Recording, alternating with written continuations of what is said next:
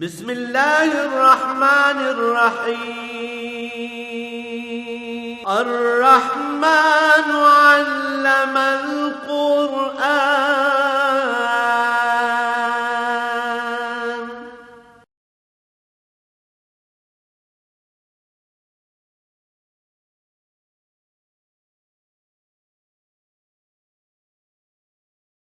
الحمدللہ رب العالمین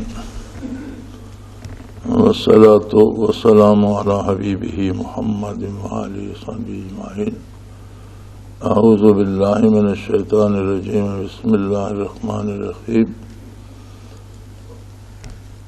ان الذین تولوا منکم یوم التقى الجمعان انما استزلهم الشیطان ببعض ما کسبوا وَلَقَدْ عَفَا اللَّهُ عَنْهُمْ إِنَّ اللَّهَ غَفُورٌ حَلِيمٌ.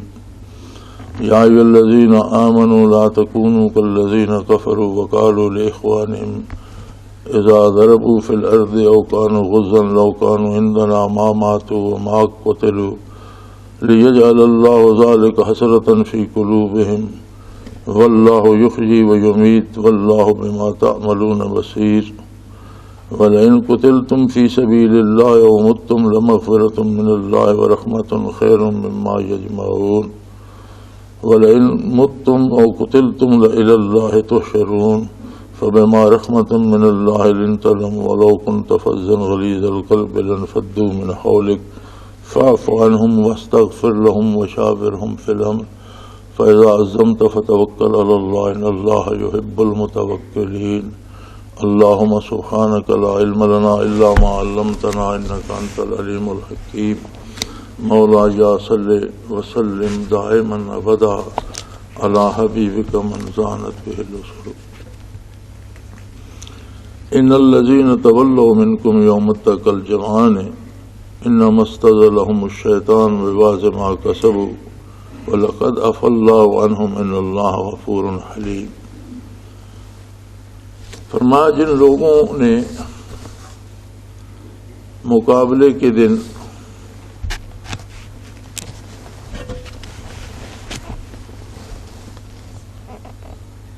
پشت پھیر دی انہیں شیطان نے بہکایا تھا ان کے کسی اور خطا کی وجہ سے. وَلَقَدْ عَفَا اللَّهُ عَنْهُمْ یقیناً اللہ نے انہیں معاف فرما دیا. ان اللہ غفور حلیم اللہ کریم مغفرت کرنے والے اور بہت بڑے حلم والے. مقام احد میں جب کفار نے پیچھے سے حملہ کیا تو اس کا سبب یہ بنا تھا کہ کفار مکہ کو شکست ہو چکی تھی اور وہ میدان چھوڑ کر بھاگ رہے تھے. تو 50 آدمی نبی علیہ الصلوۃ والسلام نے جو درے پر مقرر فرمائے تھے اور درہ لشکر اسلامی کی پشت پہ تھا تو ان میں سے صرف 7 وہاں کھڑے رہ گئے اور باقی کو یہ خیال ہوا کہ ہم بھی جہاد میں حصہ لیں اور بہادری دکھائیں اور بھاگتے ہوئے دشمن کو ہم بھی ماریں. تو ان کے ہٹ جانے سے لشکر کفار میں حضرت خالد سیف اللہ رضی اللہ تعالیٰ عنہ اس وقت تھے. ابی سفیان رضی اللہ عنہ قیادت فرما رہے تھے. اس وقت تک مسلمان نہیں ہوئے تھے تو وہ حیران کھڑے تھے کہ ہمیں پھر شکست ہو گئی. تو حضرت خالد نے کہا نہیں ایک موقع بن گیا ہے. چنانچہ وہ اپنا رسالہ لے کر پیچھے سے آ کر درے سے گزر کر وہ 7 آدمی وہاں شہید ہو گئے اور انہوں نے لشکر اسلام پر پیچھے سے حملہ بول دیا. اور جب پیچھے سے انہوں نے حملہ کیا تو جو بھاگ رہے تھے اہل مکہ وہ بھی پلٹ پڑے اور مسلمان 2 پارٹوں کے درمیان آ گئے اور اس میں افراتفری مچ گئی. پھر کسی نے آواز لگا دی ان محمدن صلی اللہ علیہ وسلم قد قتل کہ حضور نبی کریم صلی اللہ علیہ وسلم شہید ہو گئے. چونکہ رخ انور زخمی ہوا تھا تو اس بات نے بھی بہت سی پریشانی پیدا کی اور کچھ لوگوں نے تو یہ فیصلہ کیا کہ جس مشن پر حضور شہید ہو گئے ہیں اب ہمیں گھر جانے کی کیا ضرورت ہے، اس پر جان دی جائے۔ کچھ لوگوں کا فیصلہ اس سے مختلف تھا کہ جب حضور ہی نہیں رہے تو پھر مشن کس بات کا، اب لڑنے سے کیا فائدہ۔ تو اللہ کریم فرماتے ہیں کہ یہ جو کمزوری آئی یہ دو طرح سے آئی، ایک تو وہ جنہوں نے درہ چھوڑ دیا اور حضور نبی کریم صلی اللہ علیہ وسلم کی حکم عدولی ہو گئی، اگرچہ وہ اجتہادی غلطی تھی، انہوں نے سمجھا کہ اب ضرورت نہیں رہی، لیکن چونکہ حکم عالی یہ تھا کہ تا حکم ثانی تم وہاں موجود رہو گے۔ اور دوسرے وہ لوگ جنہوں نے یہ سمجھا کہ اب لڑنے کی کیا ضرورت باقی رہی ہے، تو یہ بھی ایک کمزوری بن گئی۔ تو ارشاد باری ہے انما استزلهم الشیطان ببعض ما کسبوا، یہ جو ان سے یہاں پر غلطی سرزد ہوئی اس کا سبب ان کا کوئی اور عمل تھا جو ناپسندیدہ تھا، یعنی شیطان کو تب رسائی ہوئی جب وہاں خطا کا بیج پہلے سے موجود تھا۔ تو ثابت یہ ہوا کہ ایک گناہ کئی اور گناہوں کے صدور کا سبب بن جاتا ہے۔ خطا میں یا گناہ میں ایک تو اللہ کی اور اللہ کے رسول کی شریعت کی نافرمانی ہے، اس کے علاوہ اس میں خرابی یہ ہے کہ ایک گناہ صادر ہو جائے تو وہ کئی دوسرے گناہوں کے صدور کا سبب بن جاتا ہے اور شیطان کو وساوس ڈالنے کا موقع مل جاتا ہے۔ اگر صحابہ کرام رضوان اللہ علیہم اجمعین جنہیں حفاظت الہیہ بدرجہ عتم حاصل تھی اور جنہیں محفوظ کہا جاتا ہے، اور صحابۃ کلہم عدول، سارے صحابہ صاحب عدل ہیں اور امین ہیں اور سارے قابل اتباع ہیں۔ نبی کریم صلی اللہ علیہ وسلم کا ارشاد ہے کہ میرے صحابہ ستاروں کی مانند ہیں، اصحابی کالنجوم بأیہم اقتدیتم اہتدیتم او کما قال رسول اللہ صلی اللہ علیہ وسلم۔ یہ سارے کے سارے آسمان ہدایت کے ستارے ہیں، جس کا بھی دامن تھام لوگے منزل پا لوگے۔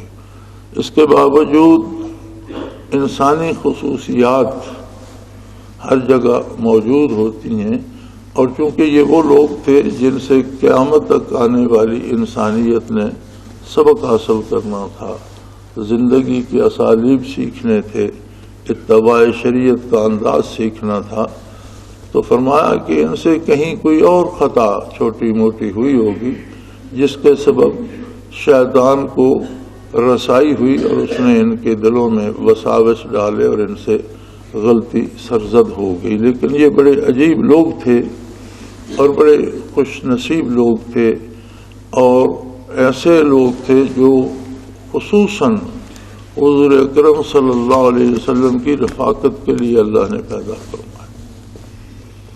اور قیامت تک آنے والی انسانیت کے لیے قرآن کے مثالی مسلمان قرار پائے، اور خلوص دل سے ان کا اتباع ہی شرط ایمان ٹھہرا۔ اس کے باوجود اگر اتنے عظیم لوگوں سے کہیں کوئی چھوٹی موٹی خطا ہو جائے تو وہ دوسری خطا کا سبب بن سکتی ہے، پھر ماء و شماء کی کیا حیثیت ہے۔ اور ہم لوگ جو ارادتاً جو گناہ کرتے ہیں، یہاں تو کوئی ارادے کی بات اللہ نے نہیں کی، اس لیے فرمایا وَلَقَدْ عَفَا اللَّهُ عَنْهُمْ، اور یہ یقین رکھو، اس بات پہ قطعی یقین کر لو کہ اللہ نے انہیں اسی وقت معاف کر دیا۔ بتقاضائے بشریت اگر خطا سرزد ہوئی تو اسی وقت اللہ کی طرف سے اعلان مغفرت اور معافی نامہ بھی بذریعہ وہی نازل ہو گیا۔ تو یہ بہت ہی خوش قسمت، بہت ہی خوش نصیب اور بہت ہی اللہ کے پسندیدہ بندے تھے۔ ان کے بعد تو کسی کے پاس یہ سند نہ رہی کہ حضور کے وصال سے وہی منقطع ہو گئی، اور قیامت تک کوئی نئی وحی نازل نہیں ہوگی۔ تو یہ بڑے عجیب لوگ تھے کہ اگر خطا ہو گئی تو مغفرت کی نوید بھی اللہ کی طرف سے اسی وقت انہیں نصیب ہو گئی۔ ہم وہ لوگ ہیں جو اثناء راہ میں ہیں، ہماری خطائیں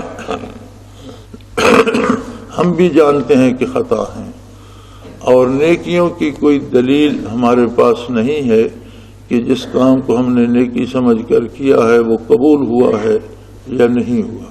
گناہ کے گناہ ہونے کا ہمیں پتہ ہے کہ یہ کام جو خلاف شریعت ہم سے سرزد ہوا ہے یہ گناہ ہے، لیکن جو شریعت کے مطابق ہم کام کرتے ہیں اس میں ہمارا ایمان و یقین کس درجے کا ہے، ہمارا قلبی خلوص کس درجے کا ہے، اس پر عمل کرنے کا طریقہ سنت کے مطابق ہے یا کہیں ہم سے چھوٹ گیا ہے۔ یہ بہت سی باتیں ہیں جن کا ہمیں کوئی پتہ نہیں، اور سب سے بڑی بات یہ ہے کہ عند اللہ منظور و مقبول ہوا ہے یا نہیں ہمیں اس کی خبر نہیں۔ وہ ایسے خوش نصیب تھے کہ اگر ان سے لغزش ہوئی تو اسی وقت اس کی معافی کا حکم بھی نازل ہو گیا۔ تو صحابہ کرام پر جرح و قدع کرنے کا حق اس بات نے ختم کر دیا کہ اگر واقعی وہ خطا تھی تو اللہ نے معاف کر دی، اس کے بعد کسی کو ان پر انگلی اٹھانے کا حق باقی نہیں رہتا۔ لیکن سبق اس میں یہ ہے، اگرچہ پھر تمام صحابہ جمع ہو گئے، نبی کریم صلی اللہ علیہ وسلم نے حکم دیا کہ سب کو آواز دو اور بتاؤ کہ میں یہاں ہوں۔ چنانچہ جب آواز لگائی گئی تو میدان میں چونکہ منتشر تھے، کہیں کوئی بھاگ کر نہیں گیا تھا، بھاگ کر جانے والے تو پھر دوبارہ بلانے سے نہیں آتے، میدان جنگ میں موجود تھے۔ چنانچہ جب آواز دی گئی تو سب واپس آ گئے، پھر صف بندی ہو گئی، پھر جنگ ہوئی، اہل مکہ کو شکست ہوئی، اور ہمراہ الاسد تک جو تقریباً وہاں سے کم و بیش 3 میل کے لگ بھگ دور ہے، صحابہ کرام نے اہل مکہ کا تعاقب فرمایا اور فتح پھر بھی صحابہ کرام کو اور نبی کریم صلی اللہ علیہ وسلم کو ہوئی۔ لیکن سبق یہ دیا جا رہا ہے کہ اتنے مقربان بارگاہ سے کہیں کوئی لغزش ہوئی تھی تو عین اس مبارک موقع پر شیطان کو وسوسہ ڈالنے کی رسائی مل گئی۔ اب ہمیں دیکھنا یہ ہے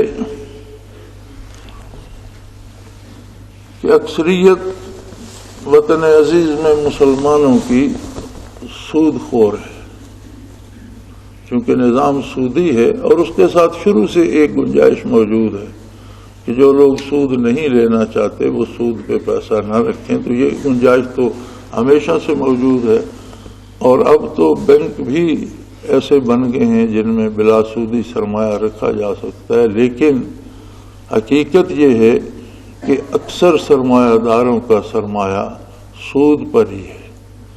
اب یہ توقع کرنا کسی مسلمان کا مسلمان ہوتے ہوئے جو سود بھی کھاتا ہے اور وہ سمجھے کہ وہ اور نیکیاں کر رہا ہے، تو میرے خیال میں وہ کسی خوش فہمی میں مبتلا ہے۔ وہ کسی بزرگ کا شعر ہے کہ شیخ پندارد کے دارد حاصلے، شیخ را حاصل بجز پندار نیست، کہ شیخ صاحب سمجھتے ہیں کہ مجھے بہت کچھ حاصل ہے لیکن انہیں سوائے خوش فہمی کے کچھ حاصل نہیں ہے۔ تو وہ مسلمان جو سود کھاتا ہے وہ بے شک نمازیں پڑھے، اعتکاف بیٹھے، تلاوت کرے، کوئی بھی نیکی سود کھانے والے اگر حلال سمجھتا ہے پھر تو مسلمان ہی نہیں ہے۔ اس کا نام بدل دو، منافع رکھ دو، یا اس کا کوئی بھی نام رکھ دو، نام بدلنے سے حقیقت نہیں بدلتی۔ کسی کتے یا خنزیر کا نام بکرا یا دمبا رکھ دو تو اس کی اصلیت نہیں بدلتی، حرام حرام ہی رہے گا۔ گدے کو گائے سمجھ کر کہہ کر گائے کا نام دے کر ذبح کر دیا جائے تو حلال نہیں ہوگا۔ اسی طرح سود کا مارک اپ نام رکھ لیں یا اس کا نام منافع رکھ لیں تو حلال نہیں ہوگا۔ تو ان لوگوں کو سوچنا چاہیے جو محنت بھی کرتے ہیں، عبادت بھی کرتے ہیں، ہر سال حج اور عمرے بھی کرتے ہیں، لیکن معاملات سارے سود پر ہیں، کاروبار سود سے پیسہ لے کر کرتے ہیں، اور جو فاضل سرمایہ ہے وہ سود پہ جمع کراتے ہیں، تو میں نہیں سمجھتا کہ کوئی نیکی ان سے صادر ہوتی ہوگی۔ اس لیے کہ نبی کریم صلی اللہ علیہ وسلم کا ارشاد عالی ہے کہ ایک شخص بیت اللہ میں آئے گا اور اس پر سفر کے آثار ہوں گے، تھکاوٹ کے، کپڑوں پہ گرد ہوگی، بال پریشان ہوں گے، اور بڑے درد سے پکارے گا اللہم لبیک اللہم لبیک، لیکن اس کی پکار کا جواب نہیں آئے گا۔ تو عرض کی کہ یا رسول اللہ، آپ ہی ارشاد فرما رہے ہیں کہ سفر کی صحبت بھی برداشت کرے گا اور بڑے درد سے پکارے گا، تو پھر اسے جواب کیوں نہیں ملے گا؟ تو فرمایا اس لیے کہ اس کا کھانا حرام ہوگا، اس کا لباس حرام سے ہوگا، اس کے وسائل حرام کے ہوں گے، لہذا عند اللہ اس کی کوئی سنوائی نہیں ہوگی۔ تو یہ سزا وہ ہے جو کافر کے لیے قرآن کریم نے تجویز کی ہے، وما دعاء الکافرین الا فی دلال، کہ کافر اگر اللہ کریم کو پکارتا بھی ہے تو اس کی دعائیں ضائع جاتی ہیں، رائے گاہ جاتی ہیں، بارگاہ الوہیت میں باریابی نہیں ہوتی۔ منظور ہونا یا نامنظور ہونا تو دوسری بات ہے، بارگاہ الوہیت تک انہیں رسائی ہی نہیں ہوتی۔ تو یہ ایک ایسا کام ہے جو بہت عام ہے اور اکثریت اس میں مبتلا ہے۔ اللہ کریم معاف فرمائے۔ تو مسلمانوں کو چاہیے کہ وہ پہلی فرصت میں سود سے نجات حاصل کریں۔ اس کے علاوہ زندگی ساری میدان عمل ہے، اور چھوٹی موٹی لغزشیں دن بھر ہم سے صادر ہوتی رہتی ہیں۔ اسی لیے حضور اکرم صلی اللہ علیہ وسلم نے فرمایا کہ اگر کسی آدمی کے گھر کے سامنے نہر ہو اور وہ صبح سے اٹھ کر بیدار ہو کر اس میں غسل کرے، پھر دن کے نصف میں غسل کرے، پھر دن ڈھلے غسل کرے، پھر مغرب کو غسل کرے، پھر عشاء کو تو دن میں 5 مرتبہ غسل کرنے سے کیا اس کے جسم پر میل رہ جائے گی؟ عرض کہ یا رسول اللہ بالکل نہیں۔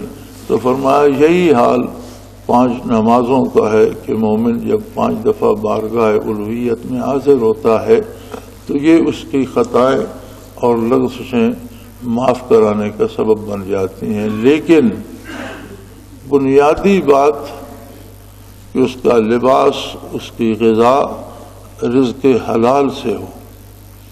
اگر حرام کھا کر عبادت کرے گا تو ایسے ہے جیسے دلدل میں یا کیچڑ میں نہا رہا، اور دلدل میں اور کیچڑ میں نہانے سے صفائی نہیں ہوتی، مزید اس پر آلائشیں آتی ہیں۔ لہذا اگر اللہ کے اتنے مقرب بندوں کو اور ان بندوں کو جو پیدا ہی حضور کی معیت اور آپ کی خدمت کے لیے کیے گئے تھے، یہ مخصوص لوگ تھے، خوش نصیب لوگ تھے اور قرآن کے مثالی مسلمان تھے، لیکن لغزش اپنا اثر رکھتی ہے، لہذا عین میدان کارزار میں ان سے لغزش سرزد ہوئی۔ اور اللہ کریم فرماتے ہیں اور اس بات کا بھی یقین رکھو لقد عفا اللہ عنہم، اللہ نے اسی وقت انہیں معاف کر دیا اور ان سے وہ ساری خطا جو ہوئی تھی وہ بخش دی، اور وہ کمی جو آ گئی تھی یا کمزوری جو آ گئی تھی وہ دور فرما دی۔ ان اللہ غفور حلیم، اللہ کریم بہت برداشت والے ہیں اور بہت بڑے بخشنے والے ہیں۔ بندے کی خطائیں برداشت فرماتے ہیں، اس کی روزی بند نہیں کرتے، اس کے اعضاء شل نہیں کرتے، اسے فوراً سزا نہیں دیتے، بلکہ برداشت فرماتے ہیں، حالانکہ اس کے ہر حال سے واقف ہیں، کردار سے واقف ہیں، سوچ اور فکر سے واقف ہیں، لیکن یہ سب کچھ برداشت فرماتے اور اسے مہلت دیتے ہیں کہ وہ توبہ کر لے، اور کوئی بڑے سے بڑا گناہگار خلوص دل سے توبہ کر لے۔ اور توبہ کا معنی ہوتا ہے اصلاح احوال، یعنی جو خطا ہو رہی ہے اس کی اصلاح کر لے اور زندگی کو، کردار کو اطاعت پیغمبر صلی اللہ علیہ وسلم کے سانچے میں ڈھال لے۔ تو فرمایا التائب من الذنب کمل لا ذنب لہ او کما قال رسول اللہ صلی اللہ علیہ وآلہ وسلم کہ گناہ سے توبہ کرنے والا ایسا ہوتا ہے جیسا اس نے گناہ کیا ہی نہ ہو. تو اللہ کریم معاف فرما دیتے ہیں. فرمایا یا ایھا الذین آمنوا لا تکونوا کالذین کفروا. مسلمانوں کو زیب نہیں دیتا کہ وہ کافروں کی طرح ہو جائیں، یعنی ان کی حرکات کافروں جیسی ہو جائیں یا ان کے منہ سے جو کلمہ نکلے وہ کفر سے مشابہت رکھتا ہو. یعنی مسلمان اور کافر میں حد فاصل ہے، سوچ میں بھی، فکر میں بھی، کردار میں بھی، گفتار میں بھی. اور مسلمانوں کو کافروں کی طرح نہیں ہونا چاہیے. کافروں کی یہاں وہ بات نمایاں کی جو باعتبار جہاد کے ہے کہ فرمایا وَقَالُوا لِإِخْوَانِهِمْ إِذَا ضَرَبُوا فِي الْأَرْضِ أَوْ كَانُوا غُزًّا لَوْ كَانُوا عِندَنَا مَا مَاتُوا وَمَا قُتِلُوا لِيَجْعَلَ اللَّهُ ذَلِكَ حَسْرَةً فِي قُلُوبِهِمْ وَاللَّهُ يُحْيِي وَيُمِيتُ وَاللَّهُ بِمَا تَعْمَلُونَ بَصِيرٌ. کہ کافر جو ان کے عزیز و اقارب مسلمان ہو گئے وہ جہاد پہ جاتے ہیں یا میدان کارزار میں داد شجاعت دیتے ہیں تو وہ بڑے درد سے کہتے ہیں کہ اگر یہ جہاد پہ نہ جاتے، اگر یہ اسلام کی نصرت کے لیے نہ نکلتے، ہمارے ساتھ رہتے تو مارے نہ جاتے، سر میدان قتل نہ ہوتے. اللہ کریم فرماتے ہیں کہ یہ صرف اللہ ان کے دل میں حسرتیں پیدا کر دیتا ہے جو انہیں دلی اور ذہنی دکھ میں مبتلا کر دیتی ہیں، ورنہ ایسی کوئی بات نہیں. واللہ یحیی و یمیت، زندگی اور موت اللہ کے دستے قدرت میں ہے. وہ چاہے تو میدان کارزار میں مرنے والا گھر پہ بھی مر سکتا ہے، اور اگر اسے اسی میدان میں قتل ہونا ہے تو جہاد کے علاوہ بھی وہاں پہنچ کر ڈاکوؤں چوروں کے ہاتھوں بھی مارا جا سکتا ہے. زندگی اور موت کے فیصلے اللہ کریم کے دستے قدرت میں ہیں، اور یہ بات مومن سمجھتا ہے، اس لیے وہ ہر حال میں اللہ کا شکر ادا کرتا ہے اور اس کی رضا پہ راضی رہتا ہے. اور اللہ کی راہ میں جو مارے جاتے ہیں وہ تو شہید ہوتے ہیں، وہ تو زندگی اور آخرت دونوں جہانوں میں کامیابی حاصل کر لیتے ہیں اور دونوں جہانوں کی عزت اور اللہ کا قرب پا لیتے ہیں. لیکن جن کی موت آ جاتی ہے انہیں کوئی بچا نہیں سکتا. زندگی اور موت اس کے اپنے اختیار میں ہے. کافروں کے لیے یہ حسرت ہی کافی ہے کہ وہ دل ہی دل میں کڑتے رہتے ہیں اور انہیں یہ دکھ کھائے جا رہا ہوتا ہے کہ کاش یہ جہاد پہ نہ گیا ہوتا تو یہ نہ مارا جاتا. لِيَجْعَلَ اللَّهُ ذَلِكَ حَسْرَةً فِي قُلُوبِهِمْ، اللہ اس بات کو ان کے دلوں میں حسرت بنا دیتا ہے جو ان کے قلبی سکون کو غارت رکھتی ہے. وَاللَّهُ يُحْيِي وَيُمِيتُ، زندگی دینا یا موت دینا یہ اس کا اپنا فیصلہ ہے اور اس کے اپنے دستے قدرت میں ہے. وَاللَّهُ بِمَا تَعْمَلُونَ بَصِيرٌ، اور جو عمل بھی تم کرتے ہو اس بات کا دھیان رکھو کہ جو کچھ تم سوچتے ہو، جو کچھ تم کہتے ہو، جو کچھ تم کرتے ہو، ہر چیز اللہ کریم کے سامنے ہے، روبرو ہے، وہ خود دیکھ رہا ہے. تقاضا ایمان تو یہ ہے کہ سوچو بھی تو حدود شرع کے اندر سوچو، سوچو بھی تو نیکی کے لیے سوچو، سوچو بھی تو اللہ اور اللہ کے رسول صلی اللہ علیہ وسلم کی اطاعت کے لیے سوچو، فکر کرو تو بھلائی کے لیے کرو، زبان سے بات نکالو تو بھلی بات نکالو، اور اعضاء و جوارح سے عمل کرو تو بھلائی پہ عمل کرو. اس لیے کہ اس بات کو یقیناً جان لو کہ تم جو کچھ کر رہے ہو وہ اللہ کریم کے روبرو کر رہے ہو. کسی حال میں بھی انسانوں سے چھپ سکتے ہو، اندھیرے کمرے میں جا سکتے ہو، تہہ خانوں میں گھس سکتے ہو، لیکن جہاں کہیں بھی تم ہو مَوَاكُمْ أَيْنَمَا كُنْتُمْ، تم جہاں کہیں بھی ہو اس کی ذات تمہارے پاس موجود ہے اور وہ خود دیکھ رہا ہے تم کیا کر رہے ہو. وَلَئِن قُتِلْتُمْ فِي سَبِيلِ اللَّهِ أَوْ مُتُّمْ لَمَغْفِرَةٌ مِّنَ اللَّهِ وَرَحْمَةٌ خَيْرٌ مِّمَّا يَجْمَعُونَ. یہ تو خوش نصیبی ہے کہ کوئی اللہ کی راہ میں شہید ہو جائے، اس سے بڑی اور بات کیا ہوگی. نبی کریم صلی اللہ علیہ وسلم نے بھی متعدد آپ کے ارشادات میں ملتا ہے، فرمایا کہ موت کی تلخی بہت سخت ہوتی ہے، اور فرمایا ان للموت سکرات، موت کے لیے بہت سی تلخیاں ہیں، سکرات ہیں. لیکن شہید کے بارے خود حضور نے بھی خبر دی صلی اللہ علیہ وآلہ وسلم کہ میدان حشر میں شہداء سے یہ پوچھا جائے گا کہ تم نے میری راہ میں جان دی، میں نے تمہیں زندگی دی، تم نے میرے نام پر، میرے دین پر نچھاور کر دی، اب بتاؤ تم کیا چاہتے ہو، تمہاری تمنا کے مطابق تمہیں اجر دیا جائے. تو حضور فرماتے ہیں برس کریں گے کہ بار الہ پھر سے دنیا کو بسا دے، پھر سے کفر اور اسلام میں مقابلہ ہو، ہم پھر سے میدان کارزار میں جائیں، پھر سے ہمارے سینے چاک ہوں، ہماری گردنیں کاٹی جائیں، اور پھر سے ہم اس عمل سے جو شہادت میں موت آتی ہے اس سے گزرے. حالانکہ موت کی تو تلخی مشہور ہے. تو سوال ہوگا کہ تم یہ کیوں چاہتے ہو؟ تو عرض کریں گے اس لیے کہ جو لذت ان لمحوں میں نصیب ہوئی جب گلو پٹ رہا تھا، جب سینہ پھٹ رہا تھا، جب جسم کے پرخچے اڑ گئے اور روح جسم سے الگ ہوئی، تو اس لمحے جو لذت نصیب ہوئی وہ پھر کہیں نہیں ملی، وہ اسی لمحے کا خاصہ ہے. شہادت میں اور عام موت میں اتنا فرق ہے کہ شہید موت کے وقت بھی اتنی لذت پاتا ہے کہ وہ قیامت کو اس کی پھر تمنا کریں گے. تو ارشاد ہوگا کہ وہ دار دنیا تو اب مٹا دیا گیا، وہ زمین و آسمان تو ختم ہو گئے، وہ پہاڑ دریا تو چلے گئے، وہ وقت بیت چکا، اب وہ معمور عالم دوبارہ آباد نہیں ہوگا. اب تم جنت میں سے جو چاہو وہ مانگو.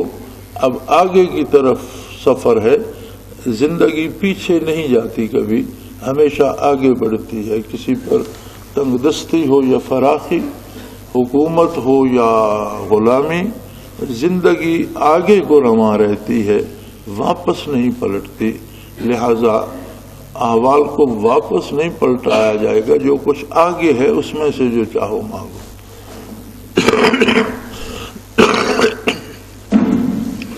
سو فرمایا وَلَئِن قُتِلْتُمْ فِي سَبِيلِ اللَّهِ، اگر تم اللہ کی راہ میں مارے جاؤ، شہید ہو جاؤ، او متم، یا تمہیں موت آ جائے، جہاد پر جا رہے اور راستے میں موت آ گئی، یہ میدان جہاد میں قتل نہیں ہوا، بیمار ہو کر موت آ گئی، تو کوئی بڑی بات نہیں، وہ بھی اللہ کی راہ میں آئی اور اللہ کے دین کی نصرت میں نکلتی ہوئی آئی.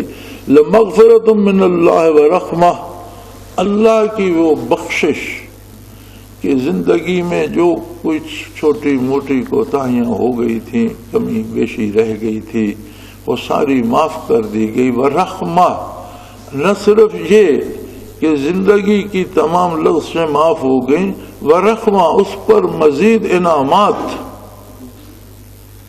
خیر مما یجمعون، وہ اس سے بہتر ہے جو کچھ تم دنیا میں جمع کر کے رکھتے ہو. تمہارے مکان، تمہاری جائیداد، تمہارا مال و دولت، تمہارے پاس جو اللہ کی نعمتیں ہیں، وہ جتنا دنیا میں جو نعمتیں جمع کرتے ہو ان سے کروڑوں درجہ وہ بہتر ہے کہ اللہ کی راہ میں موت آئے یا شہادت نصیب ہو تو وہ ساری کوتاہیوں کی تلافی کا سبب بن جاتی ہے اور اس پر اللہ کے مزید انعامات کا باعث بنتی ہے، اس کی رحمت کا باعث بنتی ہے. لہذا یہ بہرحال اس مال و زر سے، ان رشتوں سے، ان نعتوں سے، ان دوستیوں اور ان تعلقات سے بہتر ہے جو دنیوی زندگی میں آدمی بڑے سنبھال کر رکھتا ہے. وَلَئِن مُتُّمْ أَوْ قُتِلْتُمْ لَإِلَى اللَّهِ تُحْشَرُونَ، تم شہید ہو جاؤ تمہیں موت آ جائے. زندگی اور یہ خود دنیا، یہ نظام عالم خود ایک مخصوص وقت، ایک محدود وقت تک کے لیے، اور انسان اس میں جو آتا ہے وہ ایک بہت تھوڑا سا وقت لے کر آتا ہے. دنیا کی جتنی عمر ہے اس کے مقابلے میں انسان کی عمر کا کوئی شمار ہی نہیں بنتا. کسی شمار قطار میں جتنی دنیا گزر چکی ہے اب تک، اور جانے اس کی کتنی عمر باقی ہے، لیکن جتنی عمر دنیا گزار چکی ہے اگر اس کا اندازہ بھی کیا جائے تو انسانی زندگی اس کا کوئی قابل قدر حصہ نہیں بنتی، کوئی ایک لمحہ بھی اس کے مقابلے میں نہیں بنتی. اور بندے کو موت آنی ہے، وہ مر جائے یا شہید ہو جائے، قتل ہو جائے، بہرحال لَإِلَى اللَّهِ تُحْشَرُونَ، یہ تو طے ہے کہ تمہیں واپس اللہ کی بارگاہ میں جانا ہے. اس دنیا میں کسی نے ہمیشہ خود دنیا نے نہیں رہنا تو اس میں کون رہے گا؟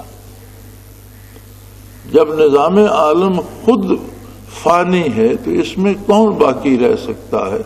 سب کو جانا ہے، سب کو یہاں سے رخصت ہونا ہے، مر کر برزخ سے گزر کر میدان حشر میں سب نے حاضر ہونا ہے. تو اگر کسی کو شہادت نصیب ہو جائے تو یہ تو بہت بڑی خوش قسمتی کی بات ہے. مرنا تو بہرحال ہے. موت تو اس زندگی کا خاصہ ہے. خلق الموت والحیات، تخلیق کی جب بات ہوئی تو موت کی بات پہلے ارشاد فرمائے. الذی خلق الموت والحیات لیبلوکم ایکم احسن عملا، وہ ذات جس نے موت پیدا کی، جس نے زندگی پیدا. تو موت کا ذکر زندگی سے پہلے آیا، اور حضور اکرم صلی اللہ علیہ وسلم نے اس عالم کی بات ارشاد فرمائی کہ میدان حشر میں موت کو ایک جانور کی شکل میں لا کر ذبح کر دیا جائے گا اور اعلان کرا دیا جائے گا. منادی ندا دے گا سب کو، مومن و کافر تمام انسانوں کو سنا دے گا کہ دیکھ لو آج موت کو موت آ گئی، آج کے بعد موت ختم ہو گئی، اب کسی کو موت نہیں آئے گی. جو جس گھر میں پہنچ گیا، جنت میں پہنچا، کامیاب ہوا تو موت نہیں آئے گی. موت نہیں آئے گی تو ساری بیماریاں بھی ختم ہو جائیں گی. ہر بیماری موت کا پیغام ہوتی ہے، وہ چھوٹی ہو یا بڑی، زندگی کے خلاف اور موت کے حق میں ہوتی ہے. کوئی بھی بیماری ہو، آخر بیماریاں ہی موت کا سبب بنتی ہیں. تو چھوٹی ہو یا بڑی وہ موت کا پیغام ہوتی ہے. سیدنا فاروق اعظم رضی اللہ تعالی عنہ، چونکہ بہت مصروفیت ہوتی تھی، ریاست اسلامی دن بدن بڑھتی جا رہی تھی، امن و امان قائم کرنا، عدل مہیا کرنا، رعیت کے مسائل اور ملکی مسائل، پھر بین الاقوامی جہاد اور بین الاقوامی جنگیں اور فوجی ترتیب، پھر ہر جگہ سول عدالتیں اور زمینوں کا نظام اور لوگوں کے حقوق کی بات. تو بہت مصروف ہوتے تھے. تو جو پہرے دار ہوتے تھے ان کے ذمہ تھا کہ سحری کے وقت تہجد کے لیے بیدار کر دیا گیا. تو ایک دن آپ نے وہ پہرے داروں کو حکم دیا کہ آئندہ تم مجھے بیدار کرنے کا تکلف نہ کرنا، انشاءاللہ میں خود اٹھ جایا کروں. تو وہ ڈر گئے کہ شاید ہم نے کوئی گستاخی کر دی، کوئی کوتاہی کسی سے سرزد ہوئی، کسی بیدار کرنے والے نے کوئی ایسا کر دیا جو آپ کو ناگوار گزرا. تو انہوں نے معذرت کری، فرمایا نہیں تمہاری غلطی نہیں ہے، میرے چہرے پر یا میرے سر میں نے دیکھا ہے کچھ سفید بال آ گئے ہیں، اور یہ سفید بال جو ہیں یہ موت کا پیغام ہے. یہ موت کی طرف سے ایک الارم ہے، ایک انتباہ ہے کہ تم اب میرے زیادہ قریب آ گئے ہو، اور زندگی کے لمحات جتنے بسر کر چکے ہو، جو باقی ہیں ان سے کم ہو گئے ہیں. اب بھی اگر کسی دوسرے کے جگانے کی ضرورت پڑے تو کیا فائدہ؟ اب تو مجھے خود جاگ جانا چاہیے کہ جب موت کی دستک سنائی دے رہی ہے تو پھر کسی دوسرے کی مدد کی کیا ضرورت ہے. تو ہر بیماری جو ہے یہ پیغام ہوتی ہے موت کا، جسم کو کمزور کرتی ہے، جسم کی جو مرکبات ہیں اور جو اس کی تعمیر ہے اس کی توڑ پھوڑ کا سبب بنتی ہے۔ تو فرمایا مرنا تو ہے تمہیں، یہ بیماریاں، یہ کمزوریاں، یہ سب موت کے پیغام ہیں۔ اور پھر اگر کوئی اللہ کی راہ میں شہید ہو جاتا ہے تو مرنا تو اسے ویسے بھی تھا، تو یہ تو بہت بڑی سعادت ہے کہ اسے آخرت کی کامیابی نصیب ہو گئی۔ اور انجام کار سب کو میدان حشر میں حاضر ہونا ہے۔ فبما رحمت من اللہ لنت لہم، فرمایا میرے حبیب آپ رحمت مجسم ہیں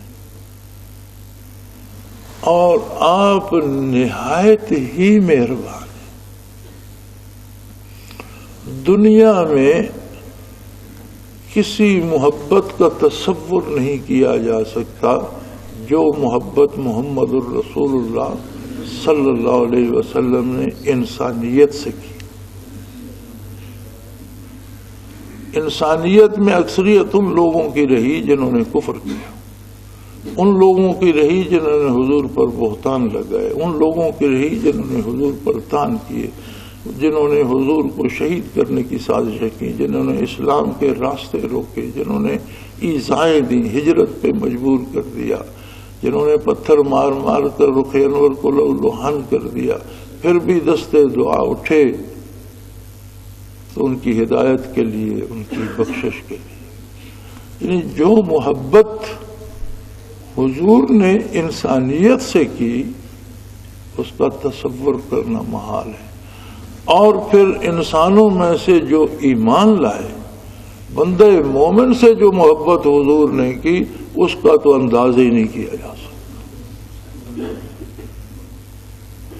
عزیز علیہ ما عنتم، اے اولاد آدم کوئی تکلیف تمہیں جہاں ہوتی ہے وہ میرے نبی کا دل محسوس کرتا ہے، اسے ناگوار گزرتی ہے۔ ٹھوکر تمہیں لگتی ہے، درد میرا نبی محسوس کرتا ہے۔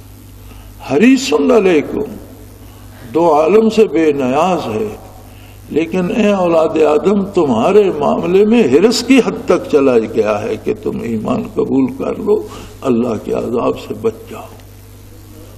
یہ تو ساری انسانیت کے لیے ہے۔ اور اگر بات مومن کی جائے جنہوں نے نور ایمان قبول کیا، حضور کی اطاعت کی، فرمایا وَبِالْمُؤْمِنِينَ، مومن کی بات کرتے ہو، رؤوف الرحیم، مومن کے لیے آپ کے پاس صرف رحمت و رافت ہے، محبت اور بخشش ہے۔ مومن کے لیے آپ سراپا محبت ہے، سراپا بخشش۔ ہر جگہ خرابیاں بھی ہوتی ہیں اور اچھائیاں بھی ہوتی ہیں، ہر شعبے زندگی میں، ہر محکمے میں، ہر مکتب فکر میں اچھے لوگ بھی ہوتے ہیں اور کچھ ایسے لوگ بھی ہوتے ہیں جو اچھے نہیں ہوتے۔ ہر چیز جو ایجاد ہوتی ہے اس میں بھلائی بھی ہوتی ہے، اس میں خرابیاں بھی ہوتی ہیں۔ اب انٹرنیٹ خرابیوں کا مجموعہ ہے اس عہد میں، اور غالباً ہمارے علماء حضرات کی اس تک شاید ابھی نظر نہیں پہنچی کہ ٹی وی سیٹ توڑتے پھر رہے ہیں۔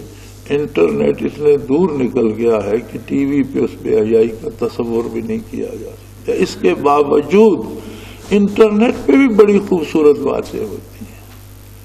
تو اگلے دن کسی نے مجھے بھیجا، اس میں مختلف خوبصورت جملے تھے اور اس میں حدیث چن چن کر جمع کی گئی تھی، اور اس میں وہ شروع ہی اس بات سے کرتا ہے کہ اے مسلمان تو جانتا ہے کہ آج سے 1400 سال پہلے کسی نے تجھ سے محبت کی،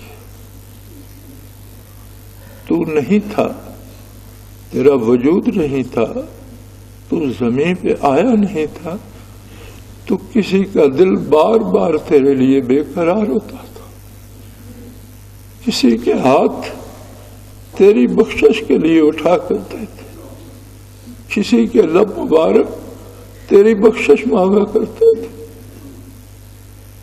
کیا تو اس نبی سے محبت نہیں کر سکتا، اس ہستی سے تجھے محبت نہیں ہو سکتی جس نے 1400 سال پہلے تجھے ٹوٹ کے چاہا۔ عین وقت وصال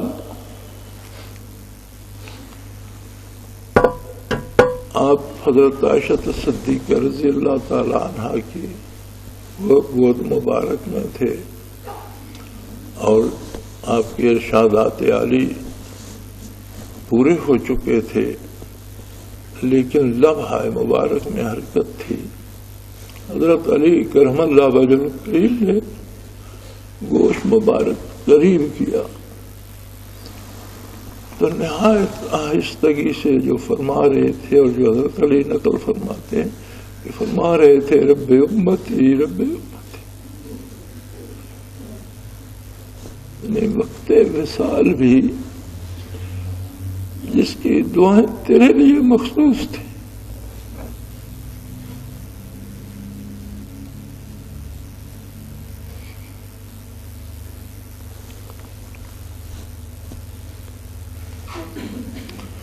فبما رحمت من اللہ، دور کیوں جاتے ہو؟ ان الموت کیوں تلاش کرتے ہو؟ قبر میں رحمت کیوں مانگتے ہو؟ حشر کا انتظار کیوں کرتے ہو؟ رحمت مجسم تو ہر لمحہ تمہارے پاس ہے۔ انتظار تو اس بات کا کیا جاتا ہے جو پاس نہ ہو، دعا تو اس کے لیے مانگی جاتی ہے جو دور ہو۔ فرمایا اگر کوئی درمیان میں حائل ہے تو تم خود ہو، ورنہ رحمت عالم ہر سانس کے ساتھ تمہارے ساتھ ہے، دل کی ہر دھڑکن میں بستی ہے، نبض کم چلتی ہے اور رحمتیں زیادہ برستی ہیں۔ ہمارے ایک دوست ہوا کرتے تھے، ایکسیڈنٹ میں شہید ہو گئے، بہت اچھے ڈاکٹر تھے، سیال کوٹ کے رہنے والے تھے۔ میں نے بہت عجیب عادت ان کی دیکھی ہے کہ اگر وہ نسخہ لکھ رہے ہیں اور اذان کی آواز آ گئی اللہ اکبر تو قلم رکھ دیا۔ ہم لوگ کہتے تھے آپ نے 4 لفظ تو لکھنے ہیں، یہ تو کم از کم پورا کرنے کہتے تھے۔ میری مجال نہیں ہے کہ اللہ کا مقرر کردہ اللہ کا خادم بلائے کہ اللہ بلا رہا ہے اور میں کہوں میں لکھ کر آتا ہوں، میری ضرورت نہیں، میں جا رہا ہوں آ کر لکھوں۔ تو ایک دن وہاں ہم سیال کوٹ میں تھے، سحری کے ذکر پہ تشریف لائے، چلے گئے، ہم نماز ہمارے ساتھ پڑھی اور چلے گئے۔ تو ہم سونے کی تیاری کر تھے، آرام کر لیں کچھ دیر، ڈاکٹر صاحب واپس آ گئے، کہنے لگے حضرت میں پریشان ہوں۔ کس بات سے؟ اللہ کریم جب ہر وقت موجود ہے تو پھر ہمارے اور اللہ کے درمیان پھر کون سا پردہ ہے کہ ہم اللہ کو ڈھونڈتے پھرتے ہیں، ہمیں اللہ نہیں ملتا، ہم سے خطا ہو رہی ہے، گناہ ہو رہے ہیں، غلطیاں ہو رہی ہیں، جبکہ وہ روبرو ہے، قریب ہے، پھر درمیان میں کوئی پردہ ہے، وہ سمجھ نہیں آ رہی۔ میں نے کہا ڈاکٹر صاحب درمیان کا پردہ ہم خود ہیں اور کوئی خارجی پردہ نہیں ہے، ہم اپنی ذات میں اسیر ہو گئے اور ہمارے سامنے ہماری انا کی دیوار آ گئی ہے۔ میں نے کہا آپ جو کام کرتے ہیں کہتے ہیں میں نے کیا، میں کاٹتے ہیں وہاں لکھیں یہ اللہ کے حکم سے ہوا تو پردہ ہٹ جائے گا، اللہ سامنے ہو جائے گا۔ اسی طرح فرمایا اللہ کی ساری رحمت، فبما رحمت من اللہ، ایک تو اللہ کی ساری رحمت مجسم آپ ہے، یعنی ایک ہستی کے پاس سارا خزانہ ہے۔ فرمایا انما انا قاسم واللہ یؤتی او کما قال رسول اللہ صلی اللہ علیہ وسلم، میں تو بانٹ رہا ہوں، اللہ دیے جا رہا ہے۔ جب سارا خزانہ آپ کے پاس ہے پھر بانٹنے والا دے جو رہا ہے تو دینے والا کبھی ڈانٹ ڈپٹ بھی کرتا ہے کسی کو، جھڑک بھی دیتا ہے کہ آرام سے کسی کو کہتا ہے پیچھے جا کر کا، فرمایا نہیں، لنت لہم، آپ اتنے نرم خو ہیں، اتنے نرم دل ہیں کہ کسی کے لیے کوئی سخت زبان آپ کی زبان مبارک کے کوئی سخت لفظ نہیں آتا۔ اب پھر بھی اگر کوئی معروم رہتا ہے تو اس کی اپنے ذات کا فیصلہ ہے، اس نے اپنے آپ کو، اپنی آنا کو دیوار بنا لیا اور وہ فیصلے حضور کے قبول نہیں کرتا، اپنے فیصلے نافذ کرتا ہے۔ گناہ کیا ہے؟ اگر ہم گناہ کی ڈیفینیشن چاہیں اور تعیین کرنا چاہیں کہ گناہ کیا ہے، تو گناہ ہمارا ہر وہ فیصلہ ہے جو ہم حضور سے نہیں لیتے، اپنے آپ کرتے ہیں، وہ گناہ ہے۔ اسلام کیا ہے؟ اپنے ذاتی فیصلے ختم ہو جائیں اور تعمیل ارشاد رسول اللہ صلی اللہ علیہ وسلم کی جائے، یہ اسلام ہے۔ اور حضور کا حکم چھوڑ کر اپنی پسند کے فیصلے کریں، یہ گناہ ہے۔ تو فرمایا آپ کی ذات رحمت مجسم بھی ہے، اور بانٹنے والا، دینے والا، لٹانے والا، جو دونوں ہاتھوں سے لٹا رہا، وہ اگر لاٹھی سے بھی مارے، جھڑکے بھی، تو لوگ آگے ہی گرتے ہیں، کوئی بات نہیں، لاٹھی کھا لیتے ہیں، مل رہا ہے کچھ۔ لیکن آپ کا کمال یہ ہے کہ آپ لٹا بھی رہے ہیں اور کسی کے لیے کوئی سخت جملہ بھی ارشاد نہیں فرماتے، ہر ایک پر فدا ہوئے جا رہے ہیں، ہر ایک سے محبت کیے جا رہے ہیں، جس سے کوئی نہیں پوچھتا، جس سے گھر والے بھی محبت۔ ہم نے یہ بھی دیکھا کہ اولاد والدین کو گھروں سے نکال دیتی، بیویوں کو ان کے میاں گھروں سے نکال دیتے، بچوں کو آوارہ سمجھ کر والدین گھروں سے نکال، لیکن کوئی بھی جو کلمہ پڑھتا ہے آپ اسے اپنے در سے نہیں نکالتے، کوئی اسے چاہے نہ چاہے، کوئی اس سے محبت کرے نہ کرے، کسی کے لیے اس کی کوئی حیثیت ہو یا نہ ہو، لیکن میرے حبیب آپ اس سے بھی محبت فرماتے ہیں، لنت، آپ اس کے لیے بھی مہربان ہیں، آپ کا دامان رحمت اس کے سر پہ بھی سایہ فگن ہے، اور آپ کا ابر کرم اس پہ بھی برس رہا ہے۔ وآخر دعوانا الحمدللہ رب العالمین۔ اللہ اللہ اللہ اللہ اللہ اللہ اللہ اللہ۔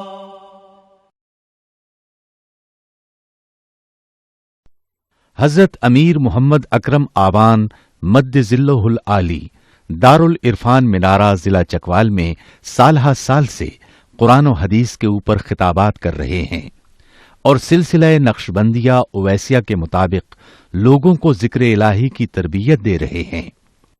وہ قرآن پاک کی تفسیر ترتیب وار بیان کر رہے ہیں۔ تفسیر قرآن کو وہ موجودہ ملکی اور بین الاقوامی حالات کے مطابق بیان کرتے ہیں۔ موٹر وے سے کلر کہار کے انٹرچینج سے نکلتے ہوئے، کلر کہار کی جھیل سے ہوتے ہوئے، میانی، بوچھال اور نور پور سے گزرتے ہوئے دارالعرفان منارہ پہنچ سکتے ہیں۔ حضرت امیر محمد اکرم آبان نے بچیوں اور بچوں کی دینی اور دنیاوی تعلیم کے لیے سقارہ اکیڈمی کے نام سے ایک درسگاہ بھی قائم کی ہے، جس کا افتتاح ملک پاکستان کے صدر جنرل محمد ضیاء الحق نے اپنے دست مبارک سے کیا تھا۔ وہ تمام احباب جو اسلام کی طلب رکھتے ہیں ان سے گزارش ہے کہ دارالعرفان منارہ ضلع چکوال میں امیر محمد اکرم آبان صاحب کے خطابات سے مستفید ہوں۔ وہ ہر جمعے کو نماز سے پہلے بیان فرماتے ہیں۔ ہر ماہ کی پہلی اتوار کو ماہانہ اجتماع ہوتا ہے جس میں آپ خصوصی خطاب فرماتے ہیں اور پاکستان کے چاروں صوبوں سے احباب اس اجتماع میں شرکت کرتے ہیں۔ اس کے علاوہ یہاں سال میں 2 مرکزی اجتماعات بھی ہوتے ہیں، ایک رمضان المبارک میں اعتکاف کا اجتماع اور دوسرا جولائی اور اگست میں 40 دن کا اجتماع ہوتا ہے جس میں روحانی تربیت کی جاتی ہے۔ اپنا خون سیماب دے کر اتنا ہم کر جائیں گے، نام آقا کا چمن میں پھر رقم کر جائیں گے۔